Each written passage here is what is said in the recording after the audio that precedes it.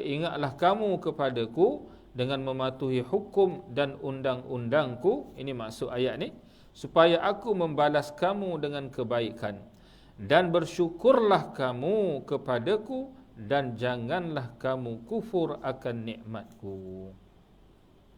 Jadi tuan-tuan, antara tanda syukur, tanda kita ingat pada Allah, ialah dengan mematuhi perintah-perintah, hukum-hukum, undang-undang yang datang daripada Allah Subhanahu wa ta'ala.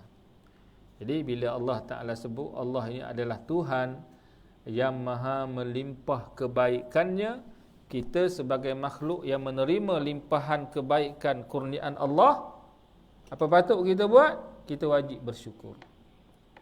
Tanda syukur ni macam mana? Guna nikmat Allah dengan cara yang betul. Tanda syukur macam mana? Jadi hamba yang taat. Tanda syukur macam mana? Menjadi hamba yang bertakwa kepada Allah. Ini syukur kita kepada Allah. Kalau kita tak buat begitu, bermakna kita ini adalah seorang yang kufur nikmat. Seorang yang kufur nikmat. Seorang yang lupa diri. Lupa diri tak? Bila lupa diri itulah tuan-tuan yang jadi apa? Makau scam ke apa dah. Tak? Menipu orang keliling-keliling tuan-tuan, dia kaya raya tak? Hidup mewah apa semua tak? Akhir kena tangkap.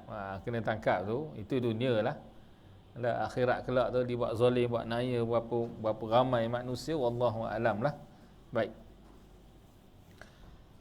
Disebut lagi Allah Subhanahu wa taala yang bersifat al-barru, yakni yang maha melimpah ihsannya, kebaikannya, melimpahkan kebaikan dan mengkurniakan rahmat dan hidayahnya kepada hambanya yang sabar ketika ditimpa kesusahan dan bala bencana, dengan hanya berkata inna lillahi wa inna ilaihi raji'un.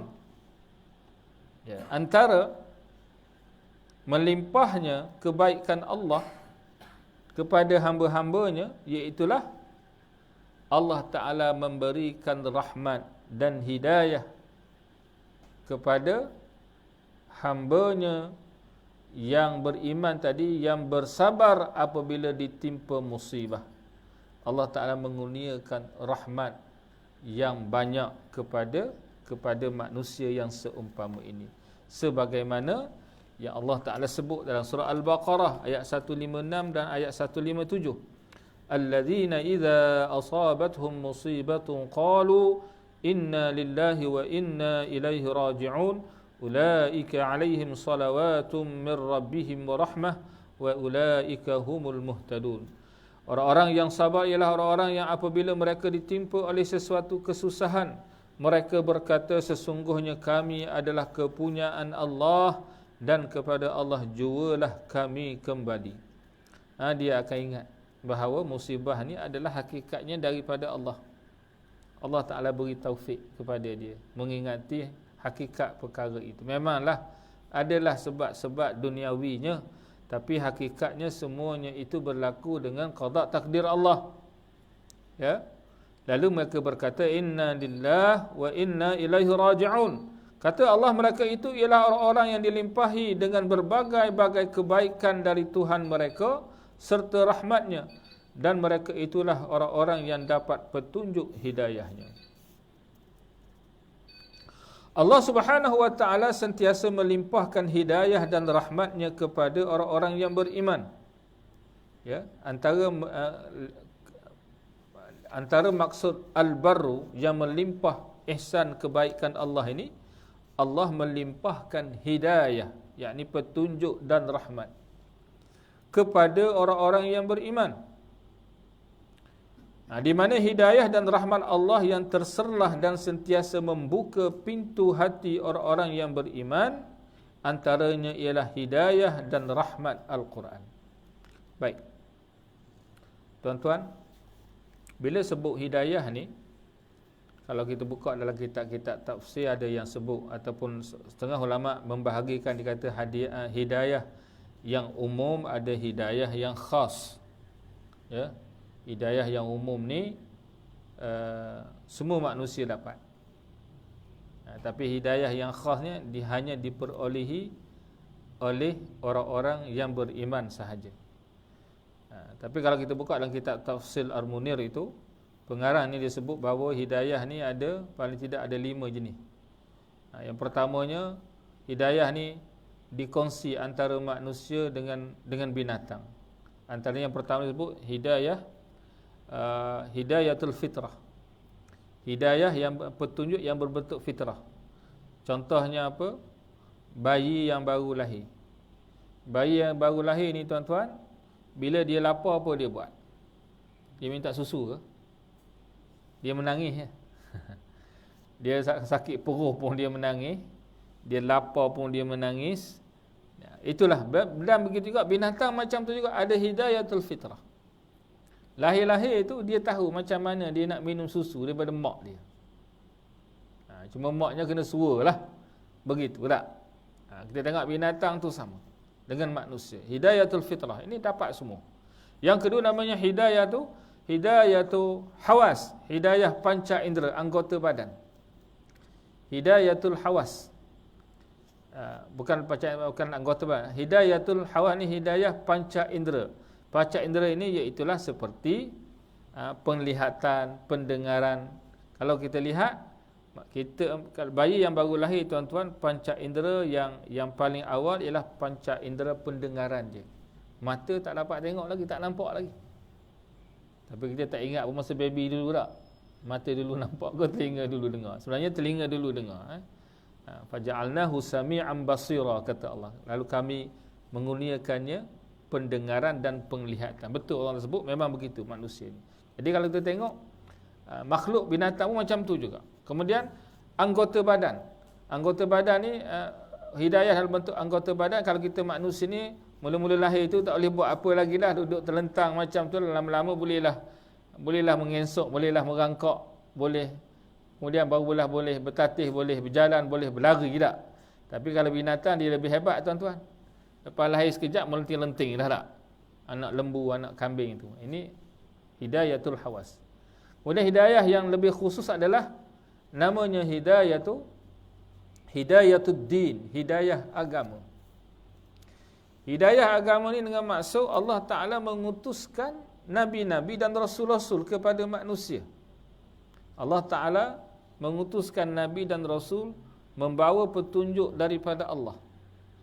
Kalau Nabi kita pula diturunkan Al-Quran.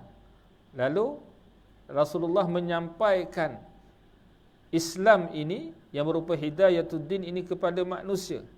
Tapi tidak semua manusia yang sampai dakwah ini kepada mereka menerima Islam, beriman kepada Allah. Tidak semua. Tak. Walaupun hidayatul din ini sampai, datanglah hidayah yang paling kemuncaknya adalah hidayatul taufiq. Hidayah untuk beriman dan untuk kekal berada di atas iman ini. Hidayatul taufiq lah ni yang kita minta, ihdinas siratal mustaqim itu kata ulama adalah hidayatul taufiq. Kita dah dapat dah Islam, alhamdulillah. Yang kita minta supaya kita ini Allah Taala kekalkan kita di atas jalan yang benar, agama yang benar. Ini hidayah yang Allah Taala beri ini terlalu besar. Allah Taala melimpahkan hidayah dan rahmatnya kepada kita ni orang-orang yang beriman. Antaranya rahmat Allah yang paling besar adalah Al-Quran. Kalau dalam kitab ni panjang pula tuan-tuan, dia sebut tentang Al-Quran. Jadi Al-Quran ini secara umumnya kita tahulah dia merupakan suatu petunjuk, suatu kita kata kitab petunjuk yang datang daripada Allah untuk kita ini guna pakai di dalam menjalani kehidupan kita di dunia ini. Jadi Allah Ta'ala bagi daripada sisi Allah suatu kitab yang berupa petunjuk yang sangat jelas, yang menjamin kebaikan dan kejayaan kita dunia dan akhirat. Petunjuk itu datang daripada Allah. Allah ni adalah Tuhan yang bersifat dengan segala sifat kesempurnaan. Allah Ta'ala yang mencipta kita, Allah lah yang maha mengetahui apa yang terbaik untuk kita. Kalau kita pun sebagai seorang ayah contohnya, kita boleh mendakwa, kita tahu apa yang terbaik untuk anak-anak kita tak? Kita mendakwa begitulah. Tapi bukan kita yang mencipta anak kita tu. Kita yang tahunya yang zahir je, yang batin kita tak tahu dah. Ya. Ilmu kita pun tentang anak kita, hak kita nampak, yang kita tak nampak kita tak tahu. Tapi Allah yang mencipta manusia, Allah yang bersifat dengan segala sifat kesempurnaan, Allah itu maha mengetahui, maha bijaksana. Allah Ta'ala mendatangkan suatu petunjuk, suatu keterangan yang benar yang datang dari sisinya untuk kita manusia. Rugi ke tak rugi kalau kita tak ambil, tuan-tuan? Kita tak pegang. Rugilah. Ini adalah rahmat yang terbesar yang dikurniakan Allah kepada hamba-hambanya yang beriman. Jadi itulah di antara pengertian al-barru, yakni yang melimpah ihsannya, yang melimpah kebaikannya. Jadi kita ni, kita dah sebut tadi bahawa kita sebagai hambanya yang beriman, bila menyebut Allah itu maha melimpah kebaikannya, maka kita wajib menjadi hamba yang bersyukur. Jadi syukur tu cara mana? Itu dengan cara kita menjadi hamba yang beriman, yang bertakwa, yang patuh dan taat kepada Allah Subhanahu wa taala. Wallahu a'lam bis-shawab. Jadi setakat tu dulu pada malam ni, insya-Allah. Ada soalan ke?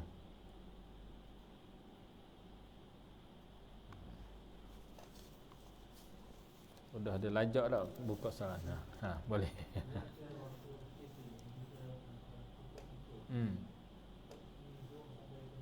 Ya. Ya. Macam mana solat kita? Baik. Dia macam ni ya. Memanglah bila kita sujud itu, bila kata sujud, sujud itu iaitulah kita hendaklah antara anggota yang wajib kena adalah dahi kita. Bila kena dahi biasa akan kena hidung sekali. Baik. Yang tak boleh berlapik ialah dahi. Ya, yang tak boleh berlapik ialah dahi. Kalau anggota lain kalau berlapik itu tak jadi masalah. Tangan contoh kita pakai sarung tangan tak jadi masalah. Tapi asalkan tangan kita terletak tak. Begitu juga stokin. Kita yang kata 7 anggota tu kita kena perut jari kaki kita tak. Kalau kita pakai stokin tak jadi masalah. Yang tak boleh berlapik hanyalah dahi, anggota dahi sahaja. Jadi pakai ni pun tak, itu tidak akan menjejaskan lah apa-apa pun dari sudut kita kata kesahihan anggota-anggota sujud kita, tak jadi masalah. Wallahu a'lam.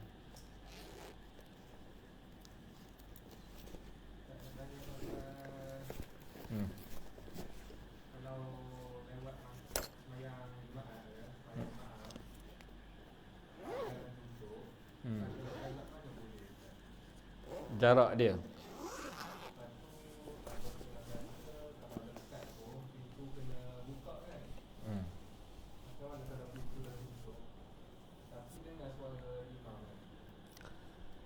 Baik. Dia okey ya. Sebenarnya itu ada perbahasan yang panjang lebar jugalah tentang kita bila bersembahyang di masjid lah. Kalau di surau tu memanglah pintu pun memang tak boleh tutup. Kalau di masjid ni macam mana? Sebab di masjid ni kalau di masjid ni tuan-tuan, kita ini kalau kita lihat hukum, kita boleh sembahyang sampailah di luar kawasan, luar pada bangunan masjid pun, asalkan ada beberapa syarat, antaranya tidak terputus saf itu. Terputus tu bukan maksudnya wajib bersambung sampai sudah, terputus tu maknanya tidak boleh jarak itu antaranya, tidak boleh saf yang terakhir itu dengan kita tidak boleh melebihi berapa? 100 hasta tak? 100 hasta ke 300 hasta? 300 hasta dah. Lebih kurang tu lah 300 hasta. Maknanya panjang jauh tu tuan-tuan ya, jaraknya. Jaraknya. Dan kenapa diletakkan jarak itu? Supaya kita ni mengetahui pergerakan imam tu. Supaya kita tahu pergerakan imam. Sebab itulah hari ini kadang-kadang walaupun kita tak nampak sah yang terakhir, kita boleh dengar pun ikutan kita dalam masjid itu masih sah. Contohnya muslimat tak, dia sembahyang dalam kawasan muslimat yang dia tak nampak pergerakan imam, adakah tidak sah sembahyang? Sah sembahyang dia, asalkan dia tahu pergerakan imam. Dia tahu pergerakan. Baik. Jadi masalah sekarang ada setengah masjid tu yang ada pagar tak? Dia ada dah pintu tu satulah. Jadi kalau sebenarnya ada perbincangan, ada kata kalau pintu masjid tutup, sembahyang luar tu pun dah tak sah. Tapi kalau masjid ni, bangunan masjid ni tuan-tuan, disebut kalaulah saf kita itu dengan yang terakhir tidak melebihi 300 hasta tadi, masih sah ikutan kita, asalkan kita tahu pergerakan imam itu. Tapi kalau kita tak tahu tuan-tuan, macam mana kita nak ikut tak? Jadi bila cuma ada perbincangan, dia kata syaratnya pintu tidak ditutup ataupun pintu pagar tidak ditutup. Ya. Saya sebenarnya saya peribadi saya juga cuba mencarilah tentang perbincangan itu tentang betul ke bila pintu pagar ditutup. Kalau contoh kita sembahyang di luar pintu pagar tapi jarak kita nampaklah sah tu ada, kita nampak lagi. Kadang-kadang pagar tu kan jauh sangat pun. Jadi adakah ikutan kita itu dikira sah ataupun tidak? Ya. Sebab pintu pagar ditutup. Jadi di sana sebenarnya ada yang viral saya tengok, dia kata tidak sah lah ikutan tu sebab pintu pagar ditutup. Pintu pagar ditutup. Jadi di sana tuan-tuan kita kena melihat beberapa keadaan. Contoh dalam musim PKP ini sendiri, kalaulah pintu pagar itu ditutup dengan maksud orang yang datang selepas itu tidak lagi dibenarkan masuk, maka pada waktu itu tuan-tuan kita sendiri sudah ada keuzuran. Maknanya ada keuzuran yang memaafkan kita untuk tidak berjumaat pada hari itu, pada kali itu. Tapi dengan syarat bukan kita ni cuai lah tuan-tuan, duduk melepak di rumah pukul 1 baru pergi. Memang pagar tutup lah. Yang 12.30 tadi duduk rehat lagi. Tak? Sebab ada setengah masjid tu dia tak ke penuh tak penuh, azan ditutup tuan-tuan. Walaupun masjid tak penuh lagi, ada setengah masjid tu dia buka je, lagi tak penuh masuklah. Ya. Ada kalau belah-belah KL tu tuan-tuan, dia bagi nombor lagi dalam setengah tempat tu. Bagi nombor lagi sampai sekarang. Kita pergi nombor dah habis dia kata. Walaupun 12.30 nombor dah habis, tunggulah luar pagar tu. Tunggu sehingga azan ataupun sehingga orang yang beratur tu masuk penuh. Dia kata boleh 10 orang lagi, lepas 10 orang. Setengah jam tunggu tuan-tuan. Saya pernah kena lah. Jadi itu macam-macam kaedah lah. Tapi nak beritahunya, kalaulah kita terhalang dalam keadaan yang darurah sekarang ni, kita sudah dikira ada keuzuran. Ada keuzuran. Namun tentang perbincangan tu saya sendiri pun saya tak habis lagi kaji dari sudut dalil-dalil pendapat-pendapat yang menyatakan kalau tutup pintu pagar, duduk luar pagar tu, bila sembahyang tidak sah ataupun sah. Saya minta maaf lah, dia tak boleh nak bagi jawapan yang itulah. Sebab kalau tengok setengah perbincangan itu, masjid ni kalau kita pergi setengah-setengah negara tu, dia tak ada pagar pun. Tak? Macam Masjidil Haram tu, mana ada pagar Masjidil Haram tuan-tuan? Ya, luar masjid tu dataran lah. Lepas tu kalau pergi musim haji tuan-tuan, 1 kilometer orang duduk semayang lagi. 1 kilometer daripada dataran masjid tu orang duduk semayang lagi. Tu. Jadi 1 kilometer jauh tuan-tuan ya. Tapi itu musim haji lah, orang datang penuh berjuta manusia. Tapi safnya itu pun ada perbincangan juga. Sebab ada satu tempat tu disekat oleh polis. Sahnya jauh tapi dia tak benarlah kita masuk. Sebab dia tak nak ada keadaan yang sangat padat. Jadi dia sekat, walaupun kita nampak sahnya je, kita sembahyanglah belakang benteng tu, tapi jauh lagi sah yang akhir tu. Tapi dalam keadaan begitu pun dihukumkan kita bolehlah.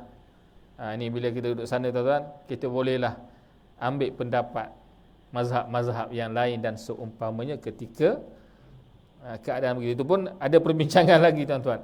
Dengan syarat kalau kata dalam mazhab kita tidak ada talfiq dalam masalah itu, tidak ada pertindanan hukum pula. Kita pegang mazhab Syafi'i. Tak ambil wuduk cara Syafi'i, batal wuduk cara Syafi'i apa tiba-tiba semayang ambil cara orang lain pula dan seumpama. Jadi itu yang kita talfiq, adanya pertindanan yang tidak diharuskan ataupun ada pertindanan yang diharuskan. Jadi itu ada perbincangannya. Cumanya jawapan tentang bila pagar tutup, kita sembahyang luar pagar sah atau tidak, itu nantilah saya akan bagi jawapan semula lah, insya-Allah. Ataupun kalau boleh kita cubalah kaji sehingga lebih mendalam lah. Wallahu a'lam.